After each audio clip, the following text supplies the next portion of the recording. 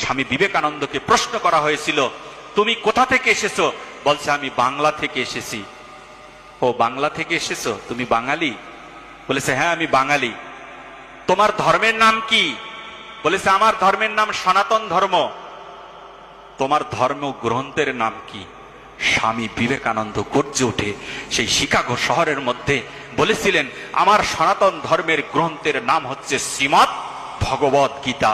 সবাই হেসে দিয়ে বলেছিলেন, ও শ্রীমদ্ ভগবত গীতা, তাকিয়ে দেখো একটা টেবিলের উপরে সমস্ত গ্রন্থ রাখা হয়েছে, তোমার গীতা কোথায় আছে খুঁজে দেখো।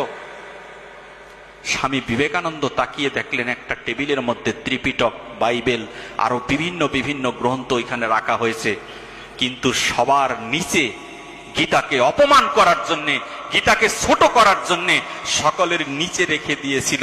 কিন্তু জানে না যে শ্রীমদ্ ভগবত গীতা কোন জ্ঞান দান করেছে, সাধু কাকে বলা হয়, সাধুর ব্যাখ্যা এখনো পর্যন্ত জানা হয়নি। আজকে সাধু স্বামী বিবেকানন্দ বলছেন যে এখানেও আপনারা প্রমাণ করে দিলেন গীতা শ্রেষ্ঠ। বলেছে কিভাবে? বলেছে, যিনি সকলের ভার বহন করতে পারে তাকে বলা হয় শ্রীমদ্ ভগবত গীতা। আজকে আপনার এই আসরেও প্রমাণ হয়ে গেল, সকলের ভার যিনি বহন করছেন এখনো বসে বসে, তার নামেই হচ্ছে শ্রীমদ্ ভগবত গীতা।